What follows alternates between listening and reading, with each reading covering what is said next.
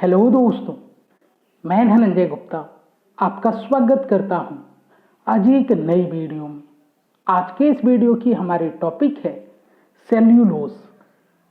दोस्तों, आज की ये टॉपिक बहुत ही इम्पोर्टेंट है आपके बोर्ड एग्जाम के लिए, इसलिए मैं आपको सजेस्ट करूंगा कि वीडियो को आप लास्ट तक देखें। वीडियो बहुत ही सिस्टमेटिक तरीके से तैयार की गई है। यदि वीडियो को आप लास्ट तक देखेंगे तो आपको ये पूरी टॉपिक बहुत अच्छे से क्लियर हो जाएगी। चलिए बिना समय गवाए आज की इस मज़ेदार वीडियो को स्टार्ट करते हैं। हेडिंग लगाते हैं सेलुलोज।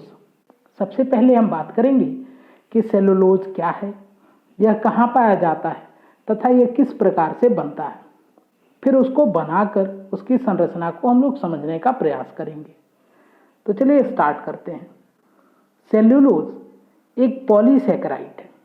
दोस्तों, आप जानते हैं पॉलीसैकेराइड ऐसे कार्बोहाइड्रेट होते हैं जिनके जल अपघटन द्वारा मोनोसैकेराइड की अनेक इकाइयाँ प्राप्त होती हैं। जैसे पिछले वीडियो में आपने स्टार्च पढ़ा था, आपने पढ़ा था कि स्टार्च का जब जल अपघटन हम कराते हैं तो अल्फा डी ग्लूकोज की हजारों या लाखों इकाइयाँ प्राप्त होती हैं। इसी प्रकार सेलुलोज भी एक पॉलीसैकेराइड है। सेलुलोज का जल अपघटन कराने पर बीटा डी ग्लूकोज की हजारों लाखों इकाइयां प्राप्त होती हैं, इसलिए इसको पॉलीसैकेराइड कहते हैं। यह पादप कोशिकाओं की कोशिका भित्ति, जिसको इंग्लिश में सेल वॉल कहते हैं, का प्रधान अवयव होता है। दोस्तों, आपने अपने लोअर क्लासेस में पढ़ा है कि जीव कोई भी हो, चाहे कोई जंतु हो या फिर कोई पौधा हो, उनके शरीर का निर्माण कोशिकाओं से होता है। और आपने पढ़ा है कि जो जंतुओं की कोशिकाएं होती हैं मीन्स एनिमल सेल, और जो पौधों की कोशिकाएं होती है जिसको इंग्लिश में हम प्लांट सेल कहते हैं, दोनों में कुछ अंतर भी होते हैं। जिसमें आपने मुख्य अंतर पढ़ा था कि जो प्लांट सेल होते हैं यानी कि पौधों की कोशिकाएं हैं, उनमें सेल वॉल होता है और सेल वॉल मुख्यतः सेल्यूलोज से बना होता है। तो यह पादप कोशिकाओं की कोशिका भित्ति का प्रधान अवयव है सेलुलोज। यहाँ से आप एक बात ध्यान रख सकते हैं कि यह एक ऐसा पॉलीसैकेराइड है जो मुख्यतः पौधों में ही पाया जाता है, जंतुओं में नहीं पाया जाता है। इसका कारण क्या है? क्योंकि आप जानते हैं जंतु कोशिका में कोशिका भित्ति नहीं होती है। सेलुलोज संरचनात्मक रूप से बीटा डी ग्लूकोज इकाइयों का रेखीय बहुलक होता है। आप जानते हैं कि बहुलक ऐसे बड़े अणु होते हैं जिनका निर्माण छोटे अणुओं के बार बार जुड़ने से होता है। तो सेलुलोज का निर्माण होता है बीटा डी ग्लूकोज के हजारों लाखों अणुओं के आपस में जुड़ने से। तो इसलिए सेलुलोज को हम बहुलक कहेंगे और बीटा डी ग्लूकोज को सेलुलोज का एकलक कहेंगे। यहाँ पर जो बीटा डी ग्लूकोज आपस में जुड़ते हैं तो वो एक रेखी या फिर आप कहें अशाखी श्रृंखला का निर्माण करते हैं। जैसे आपने स्टार्च में पढ़ा था कि स्टार्च का एक घटक होता है एमाइलोपेक्टिन, जहाँ पे ब्रांचिंग भी होती है। ऐसा सेलुलोज में कुछ नहीं होता है।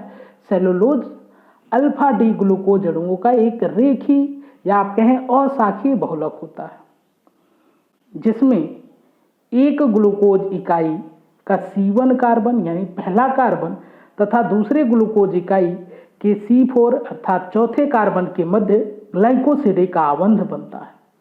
आप जानते हैं जब ग्लूकोज के अणु जुड़ते हैं तो ग्लाइकोसिडिक आबंध द्वारा जुड़ते हैं। सेलुलोज में ग्लाइकोसिडिक आबंध कहाँ बनेगा? तो दो ग्लूकोज अणुओं के मध्य बनेगा, जिसमें एक ग्लूकोज अणु का पहला कार्बन और दूसरे ग्लूकोज अणु का चौथा कार्बन ग्लाइकोसिडिक आबंध से जुड़ेगा। तो यही लिखा गया है यहाँ पर C1 C4 दो कार्बन हैं, इनके मध्य ग्लाइकोसिडिक आबंध बनता है। अभी जब हम सेलुलोज की संरचना बनाएंगे तो आपको ये पॉइंट बहुत ही अच्छे से क्लियर हो जाने वाला है। तो चलिए स्टार्ट करते हैं सेलुलोज की संरचना को। तो आप जानते हैं सेलुलोज जो होता है बहुलक होता है बीटा डी ग्लूकोज अणुओं का। देखिए यहाँ पर मैंने बीटा डी ग्लूकोज का एक अणु लिया है, एक और भी अणु ले लेते हैं और इसको जोड़ के देखते हैं। तो बीटा डी ग्लूकोज का दूसरा अणु हमने ले लिया है। ग्लाइकोसिडिक आबंध बनाना है और आबंध बनाते समय आपको पोजीशन ध्यान रखना है। C1C4 ग्लाइकोसिडिक आबंध बनाना है। तो यहाँ पे आप देखें, इस वाले ग्लूकोज अणु का पहला कार्बन यहाँ पर है और ऊपर वाले ग्लूकोज अणु का चौथा कार्बन यहाँ पर है।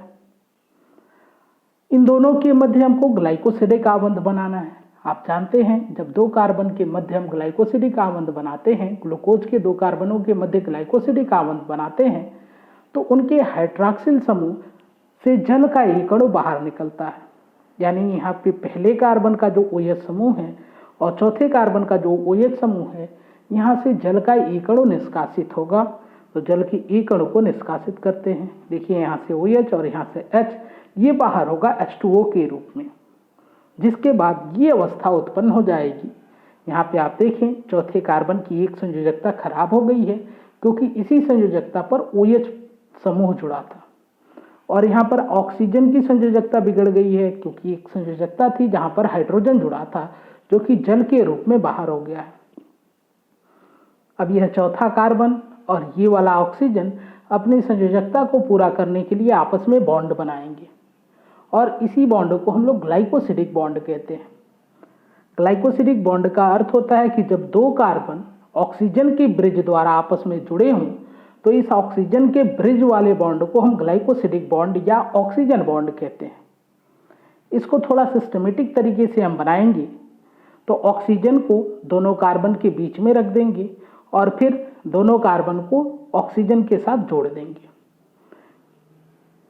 तो यहाँ पर हमने देखा कि दो बीटा डी ग्लूकोज के अणु थे जिनके मध्य ग्लाइकोसिडिक बॉन्ड बन चुका है। ग्लाइकोसिडिक बॉन्ड यहाँ पर पहले कार्बन और चौथे कार्बन के मध्य बना है, इसलिए इसको 1,4 ग्लाइकोसिडिक बॉन्ड भी हम बोल सकते हैं। या फिर यहाँ पर जो ग्लूकोज के अणु हैं वे बीटा डी ग्लूकोज के अणु हैं, तो कुछ किताबों में आप इसका नाम देख सकते हैं, बीटा 1,4 ग्लाइकोसिडिक बॉन्ड। सेलुलोज के निर्माण प्रक्रिया में ऐसे बहुत सारे ग्लूकोज के अणु जब आपस में जुड़ेंगे तब सेलुलोज बनेगा। अभी यहाँ पर सेलुलोज नहीं बना है, क्योंकि दो ही अणु आपस में जुड़े हैं। तो चलिए एक बार और सीखते हैं, एक नए ग्लूकोज के अणु को इस श्रृंखला में जोड़ते हैं। तो देखिए, यहाँ पर हमने एक नया बीटा डी ग्लूकोज का अणु लिया। अब इन दोनों के मध्य हम आबंध बनाएंगे। आबंध की पोजीशन क्या होगी? तो C1C4 ग्लाइकोसिडिक बॉन्ड बनाएंगे। तो यहाँ पर C1 कार्बन, पहला कार्बन और ये चौथा कार्बन, इनके बीच ग्लाइकोसिडिक बॉन्ड बनाना है। तो ये दोनों OH आपस में क्रिया करेंगे और जल का एक अणु बाहर निकलेगा। तो यहाँ पर ये कंडीशन उत्पन्न हो जाएगी। इस चौथे कार्बन की एक वैलेंसी खराब, इस ऑक्सीजन की एक वैलेंसी खराब, फिर ये आपस में बॉन्ड बनाकर अपनी वैलेंसी को कंप्लीट करेंगी और इसी ऑक्सीजन के ब्रिज वाले बॉन्ड को हम ग्लाइकोसिडिक बॉन्ड कहते हैं। थोड़ा सिस्टमेटिक तरीके से बनाएं तो ऑक्सीजन को दोनों कार्बन के बीच में रख देंगे और दोनों कार्बनों को ऑक्सीजन से जोड़ देंगे सिंगल बॉन्ड द्वारा। यह हो गया 1,4 ग्लाइकोसिडिक बॉन्ड। अभी भी इसको हम सेलुलोज नहीं कह सकते हैं, इस श्रृंखला को और ज़्यादा बड़ा करना होगा। यहाँ पर हजारों की संख्या में या लाखों की संख्या में बीटा डी ग्लूकोज के अणुओं को जोड़ना होगा। तो यहाँ पर मैंने आपको बताया, ग्लाइकोसिडिक बॉन्ड जो होता है यह ऑक्सीजन के साथ इन दोनों कार्बन का लिंक जो होता है ग्लाइकोसिडिक बॉन्ड कहलाता है। तो यहाँ पर ये वाला बॉन्ड 1,4 ग्लाइकोसिडिक बॉन्ड कहलाएगा और यहाँ से ये दोनों बॉन्ड जो हैं ऑक्सीजन ब्रिज वाला 1,4 ग्लाइकोसिडिक बॉन्ड कहलाएगा। मतलब बीच में ऑक्सीजन हो, एक तरफ एक कार्बन जुड़ा हो, दूसरी तरफ दूसरे ग्लूकोज का एक कार्बन जुड़ा हो, तो उस बॉन्ड को हम कहते हैं ग्लाइकोसिडिक बॉन्ड। आप जानते हैं सेलुलोज में ऐसे हजारों यूनिट जुड़े होंगे, तो हजारों को हम जोड़ नहीं सकते हैं, इसलिए शार्ट में हम इसको रिप्रेजेंट कर देंगे। देखिए, यहाँ से हमने OH को हटाया। एक मिनट आप देखें, यहाँ से आप जानते हैं अगर ऊपर ग्लूकोज का अणु बनाएंगे तो पहले कार्बन को जोड़ेंगे। तो पहले कार्बन का OH हटा दिए और यहाँ पर हम एक ग्लाइकोसिडिक बॉन्ड को दिखा दे रहे हैं, मतलब ये बॉन्ड आगे भी जुड़ा हुआ है। और इसी प्रकार यहाँ पे चौथे कार्बन पे हम ग्लाइकोसिडिक बॉन्ड को दिखा दे रहे हैं। OH को हमने हटा दिया चौथे कार्बन की, देखिए OH को हमने हटा दिया और एक ग्लाइकोसिडिक बॉन्ड बना दिया, मतलब ये बॉन्ड आगे भी है और ऐसे करके हजारों बीटा डी ग्लूकोज के अणु इस श्रृंखला में जुड़े हुए हैं। आप देखें, ये एक रेखीय श्रृंखला है, या हिंदी में आप कह सकते हैं, शुद्ध हिंदी में ऋजु श्रृंखला है, या आप कहें अशाखित श्रृंखला है। और इसी अशाखित श्रृंखला को हम लोग कहते हैं सेलुलोज। तो सेलुलोज क्या है? सेलुलोज एक पॉलीसेकेराइड है। जिसका निर्माण होता है बहुत सारे बीटा डी ग्लूकोज अणुओं के आपस में 1,4 ग्लाइकोसिडिक बॉन्ड के द्वारा जुड़ने से। और इसीलिए सेलुलोज को हम लोग बीटा डी ग्लूकोज का बहुलक भी कहते हैं, जहाँ पे आबंध आप ध्यान रखिए 1,4 ग्लाइकोसिडिक आबंध होता है ग्लूकोज इकाइयों के मध्य। तो दोस्तों ये संरचना है सेलुलोज की। उम्मीद है कि सेलुलोज की संरचना आपको क्लियर हो गई है। यदि अभी भी कोई कन्फ्यूजन है तो आप कमेंट बॉक्स में लिखें, मैं ज़रूर उसको एक्सप्लेन करूंगा।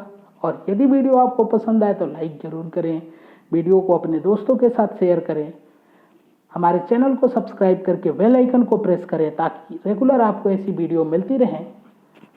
वीडियो से संबंधित अपने विचार को कमेंट बॉक्स में ज़रूर लिखें। आज की ये वीडियो देखने के लिए, हमारे इस चैनल से जुड़ने के लिए आपका धन्यवाद।